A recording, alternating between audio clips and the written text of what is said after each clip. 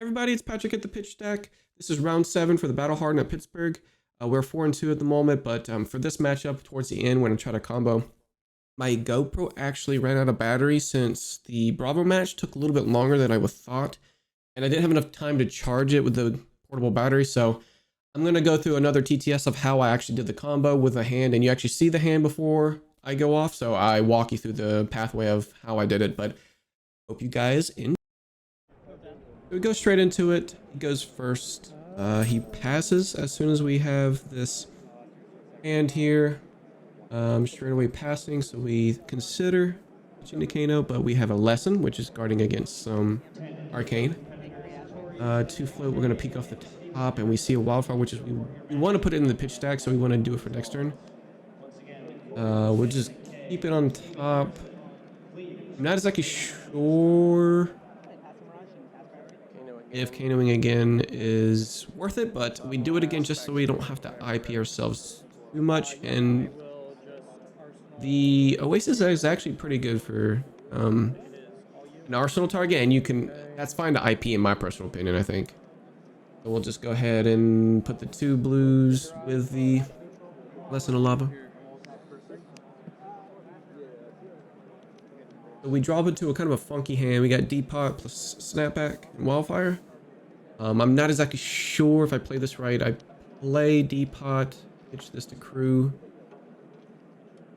I like Depot already being a pot already put into the arena, but I'm not so sure it was optimal, because then we just can't do anything else besides this. Like, we would have to just Kano with Wildfire, Snapback, and then Depot, and have 2 floating, and then Arsenal the Oasis. But Snapback in the combo pitch deck is not the best. But we end up IPing once here, so I think this is fine here. It's not great, but our hand is not great. I actually updated the deck as well as the sideboard. There's only 1 Snapback in for this matchup, so I am taking it out now. And I keep the sideboard open a little bit more for the matchup, but we'll have to see if she LLs if I'm going to fix it a little bit more, especially with heavy hitters. He sends an attack for 7. Our hand is also now clunky. We're not having the blues that is best for this matchup. Lesson and Snapback can probably go, but I think I consider Flare being in the pitch deck a little bit more. So I consider Lesson. I already have another Lesson in the pitch deck at the very beginning. So Snapback and Lesson seems a little bit better, but maybe I should have went with Lesson pitching Lesson. So that way I do damage. I know it's not great doing damage, but I try to keep their chest piece as low as possible. Which I now just pitch this to Crew, and again we're IPing ourselves. So maybe shoot the flare, or at least shoot the, because it's the same thing. You're shooting the flare with 1 open, so that way you can get a counter on your Constellus and not IP yourself. So I think Snapback and Flare was supposed to be the block, and then I could shoot Flare or shoot Lesson with 1 floating, at least get something for AB value. So that's IP 300. No, we IP ourselves quite a bit this match, but it's not my favorite thing to do, especially in the Icelander matchup where you kind of need to ramp. In any stack matchup, IPing yourself isn't great. You kind of need to see your choices. So he goes with a Polar Blast, and we pay for the Dominate. So that way it's easier for us to get this in our stack. So it's actually pretty good right here. We can just line up the Lesson plus a blue to cover the CNC that's coming in. It's fine. We can just save this Oasis in Arsenal. That way we can hit it for something that we can't fully block, which would be a red Ether Ice Fane. And then the standard of pitching a Crew would be pretty good. I think he's had this Ice Bolt in the arsenal for a hot minute. So he takes the opportunity to send it in, and we're going to prevent 4. Or sorry, 2 of the 6 taking the 4 damage in total. It remains to be seen if we just Oasis this before the frostbite comes through. But I think we're fine keeping it for a little bit longer. We get a charge on that. And then we take a little extra damage. So here he's, I'm going to draw up, and I think he just passes back. Because we're stripping some cards from his hand, quote unquote, by forcing him to pitch cards into it. That's not necessarily, I guess, we're not stripping it, but it's making him IP himself. So he just passes with 2 cards, which is fine. It's like what you should do as an Icelander, but we come into a tome with some blues here. No, we actually get another Oasis as well, yeah. So our hands are getting now a little bit more clunky. So, again. And we're banishing 2 threats, which forces him to think, passing with 1 card can, like, make him get extra damage and not really have a turn next turn. So I pass with 1 card and 1 float. Again, we're IPing, but nothing's really happening. We don't want to damage him, so we just want to stack. But 2 Oasis right next to each other is kind of a little rough with how the deck gave it to us. So he just plays a chill here, which is fine because it's slow. I'm not really doing anything. With double spindle, which I'm fine to do in terms of shooting. So double red spindle with a blue. We'll have 1 floating just in case. And any opportunity he tries to disrupt it, I think I would probably play this Oasis in hand rather than the Arsenal. So we send this for 5. This is one of the ones that I don't mind shooting. Just a couple of counters max would be good for the Alluvian Constellas on the opposite side. Robbing them of damage basically when we try to damage them. You gotta look at it that way, when it kind of makes you prevent them from shooting as a tempo-oriented game plan rather than pitch stack. So it's not too bad. We can probably do the same play, but at that point I think I'm okay with just... Here he's just gonna pass, but I could do the same thing. Don't know how much merit that would have. But I'd rather set up this E-pot than damage him. Like I said, that's not our game plan, is to strip cards by damaging. We see a blazing on top.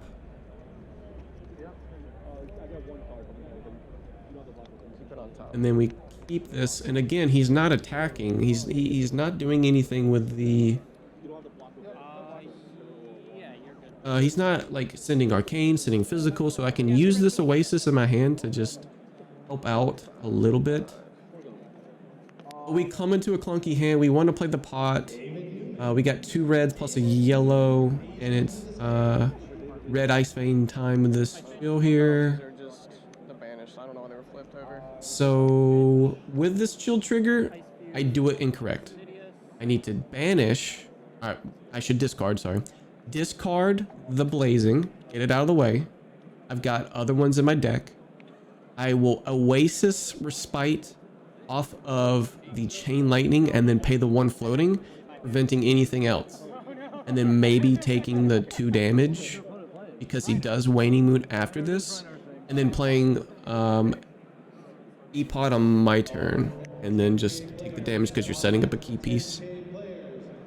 But I do it incorrect. It turns a little funky because I pitched 2 for it, and then there's a little bit of a situation here where we're considering the E-pot, which is not great, but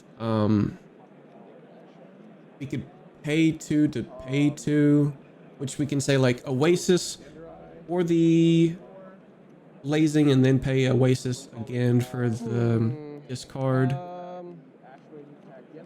Maybe Oasis with the Oasis and then discard blazing. The original line that I had mentioned was better. discard the blazing towards the chill, and then AB1 with the chain lightning plus Oasis. We get healed up,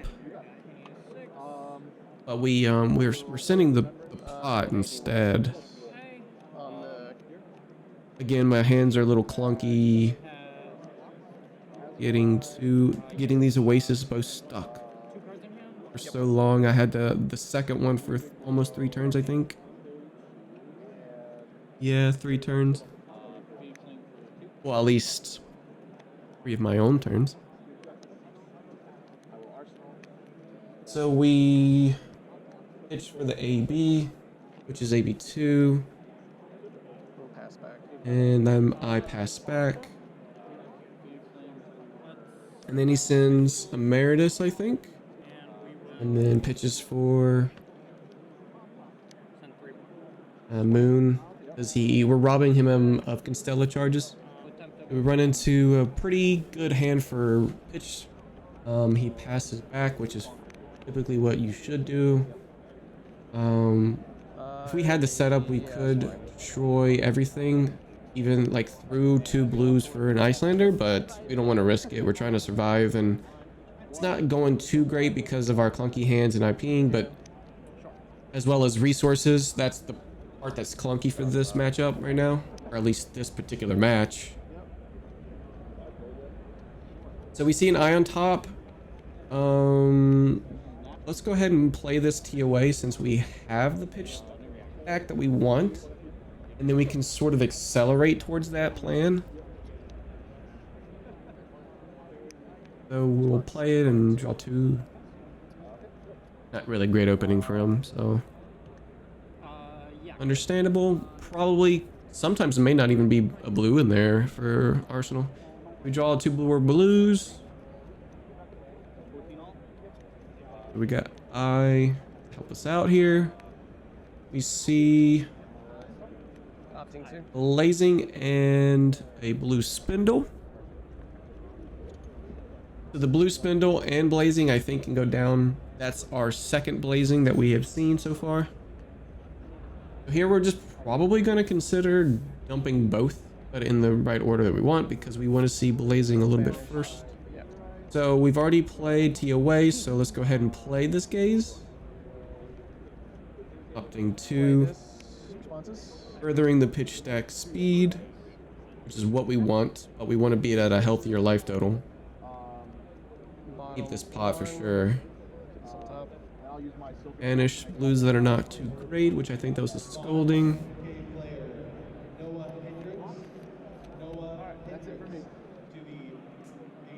Go ahead and pitch for a random card. We're seeing a lot of blues, which is a bit scary. We saw maybe 6 to 7, maybe 8 blues within that area of group of cards, and then we pass because, again, that's why I'm thinking we can just pass with 1 card here. If he didn't stop us during that whole time, maybe he doesn't have a blue, at least an ice in Arsenal. Now we have an E-pot. So, and forget about the 1 card there, and then I have to show him my hand because I forget that I have a card in my hand, and then I have 5 cards, so you have to let him see my hand so I can get this hidden card error out of the way. So it's 3 blues plus a Toma Findo and Wildfire. So he now knows that there is a Wildfire, so he just bottoms Toma Findo. Since I have a D-pot on the field, I think. Sends an attack for 7. And in the Arsenal, he's probably thinking that I have another combo piece, which is probably why I'm hoping he shoots something, because then I'm gonna burn this Oasis Respite. I'm just gonna crew here and then pass back and then eat that Oasis Respite at the first chance that I get. But he knows the Wildfire is the only card that's left in hand. He probably wants me to burn it with because he's playing Emeritus Scolding, so he doesn't think that He has a lot of damage coming through. Then he'll burn it. So he plays Emeritus Scolding. And then we go ahead and play it, I think. It's a pretty good choice.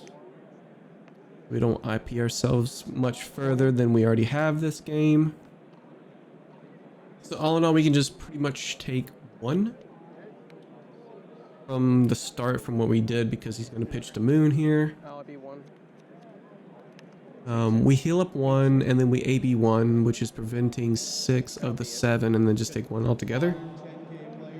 I think that's actually a pretty good idea, but this is the first time that he goes shields down, and this is the combo turn that I try. And he usually with 2 cards he debates. He debates on putting something onto the field. So a few times he's always been keeping 2 cards in hand and then just passing, which is smart. But here he plays an E-pot and then I just respond to it, which I was like, okay, it's go time. I want to see what's off the top so we can try to do a little bit of damage here maybe, and then strip his arsenal. So we're gonna ship it over to Tabletop Simulator so you can see the combo. Hey guys, we just want to go ahead and make sure that we get the combo right, and I'm pretty sure it went like this when we kind of saw an opportunity after his Oni pot being played. So he plays this, and then in response, let's just go ahead and line these up really quick on our side so that way the stack is a little bit better. So in response, I think I went with like a I wanted to see what's off the top first. So because flares usually go with a 3-card spell type of deal. So I want to see what's off the top first before I know what we're dealing with. So when we do, we take a peek. I do remember it being Singe first. Actually, let's move this back over here. We'll just put it on this side. There we go. So we banish and we see, and then he has 1 card in hand. So we see Singe, and then from there, I think what we do is we go with a Findals plus Prog on Kano. And then we have 2 floating. We hold priority. I think we crack Ragamuffin's hat and let it resolve, which draws us a blue, and we put this back on top. Now this Kano's going to resolve here, and we banish this here. So if I'm not mistaken, D-pot here first, and then I put everything back on top because I don't want this back into my potential combo, because I do remember it later on that I pop these E-pots. So then I Kano. I have 1 floating, and then I play it after that, and then I gain the 2 cards. And then this is where I think I pop Alluvian. I play this. I go with this for 4 resources, still 1 floating, which means this is coming in for 6. And if I'm not mistaken, I then pop these E-pots. And then I go up to 5 resources, and then go back down to 3, 2, because it costs that. And then I do see a Blind Blazing after I've already done Wildfire, so it kind of benefits me slightly.